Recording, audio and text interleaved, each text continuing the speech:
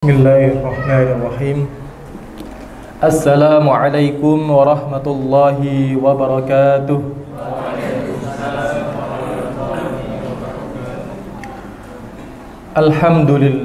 Alhamdulillahi wa kafa. Wassalatu wassalamu ala rasulillahil mustafa. Qala Allah ta'ala, ya ayyuhalladzina amanu taqullaha haqqa tuqatih wala tamutunna illa wa antum muslimun.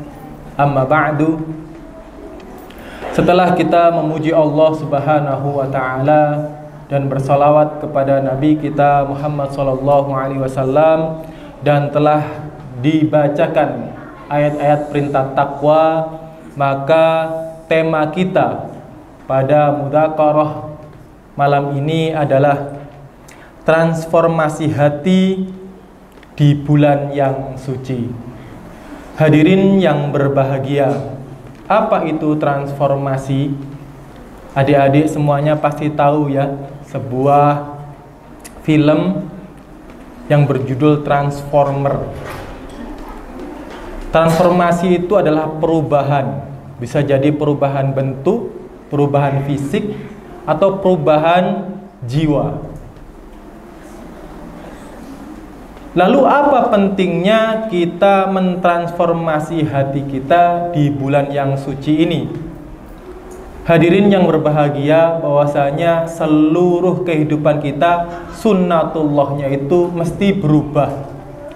Ada pagi berubah jadi siang, siang berubah jadi sore, sore berubah jadi malam, dan kembali lagi. Yang kecil beranjak balita, balita beranjak anak-anak, kemudian remaja, pemuda, dan tua, dewasa, dan tua. Semuanya berubah. Maka penting bagi kita untuk mengikuti perubahan ini. Semuanya berubah. Apa yang tidak berubah? Yang tidak berubah itu adalah perubahan itu sendiri. Maka kita sebagai seorang muslim, sebagai seorang mukmin, hendaknya mengikuti perintah Rasulullah, yakni hendaknya hari ini lebih baik dari hari kemarin. Dan itu adalah konsep perubahan atau transformasi. Dan apa yang harus kita rubah di sini, yakni transformasi hati. Kenapa hati? Karena sesungguhnya Rasulullah Shallallahu Alaihi Wasallam pernah menyampaikan dalam sebuah riwayat Bukhari dan Muslim. Di sana dikatakan, ketahuilah, sesungguhnya dalam tubuh manusia ada segumpal daging. Jika segumpal daging itu baik, maka akan baik seluruh tubuh manusia itu. Dan jika segumpal daging itu buruk, maka akan buruk pula seluruh tubuh manusia itu. Ketahuilah bahwa segumpal daging itu adalah hati manusia. Maka sangat penting sekali kita mentransformasi hati kita, merubah hati kita menjadi lebih baik.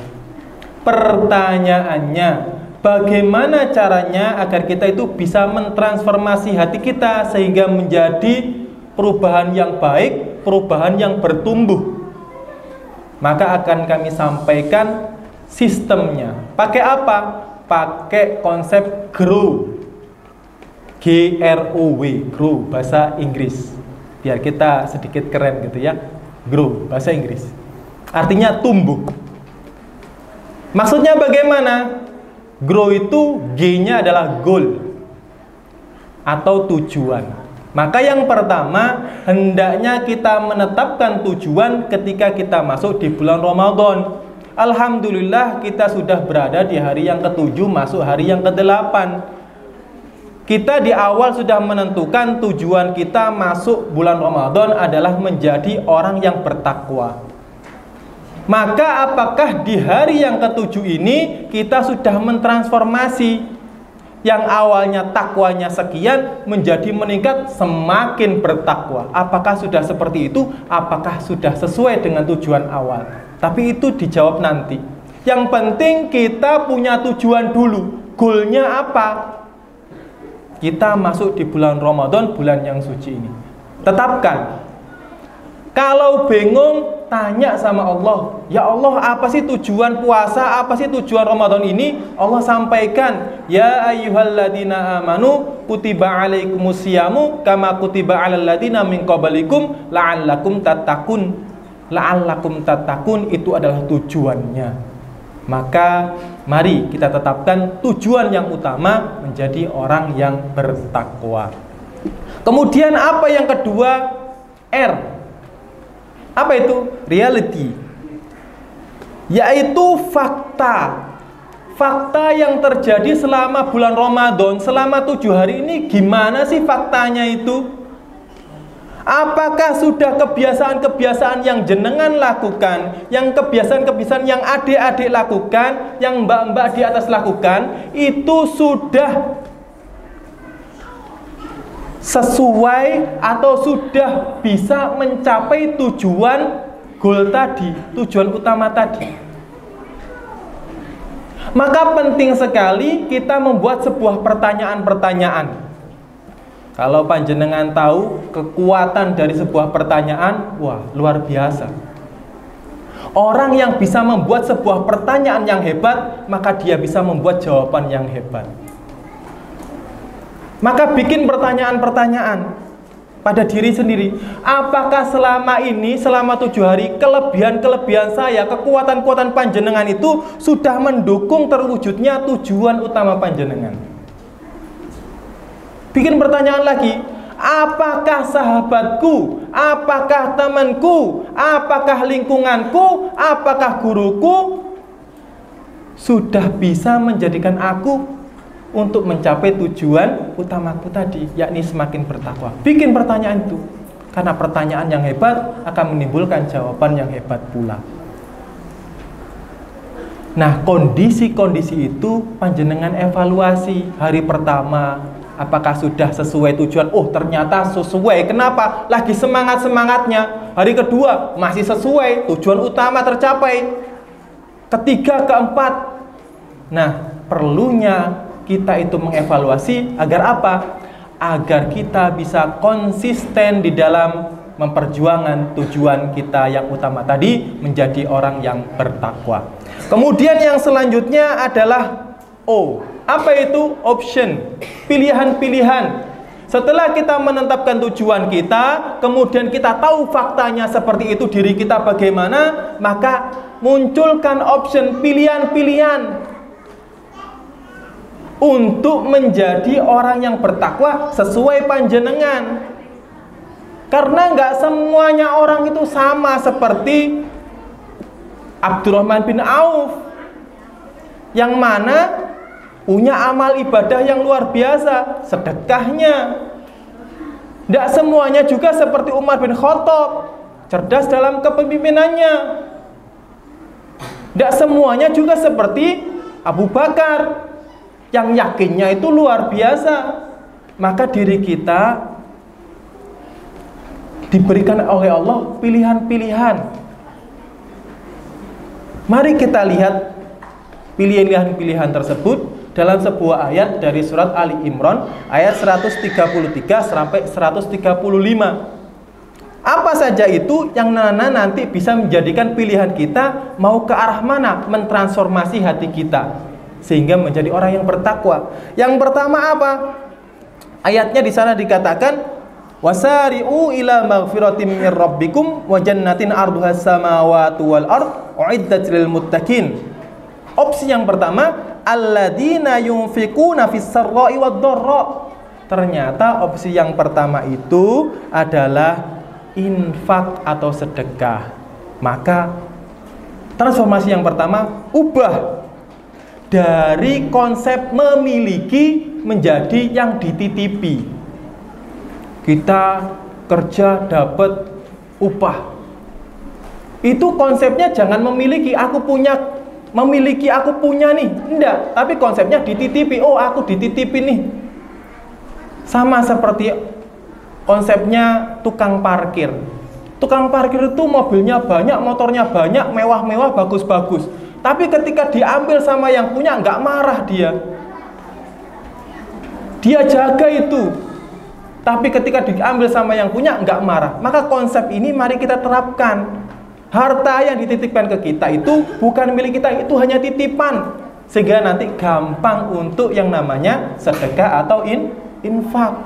Umur kita itu milik siapa? Milik Allah.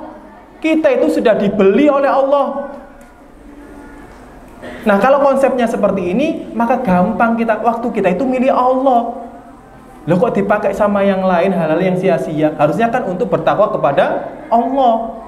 Itu konsepnya. Jadi bukan memiliki tapi dititipi. Yang kedua apa? Yakni ubah marah menjadi kendali diri. Kendalikan diri kita dengan sabar. Jadi transformasi yang kedua adalah mengubah diri kita menjadi orang yang sabar, yang tidak emosi tapi mampu mengendalikan diri. Kemudian yang ketiga, ubah egosentris menjadi humbleness. Yaitu jangan sampai menjadi orang yang tidak suka memaafkan orang lain.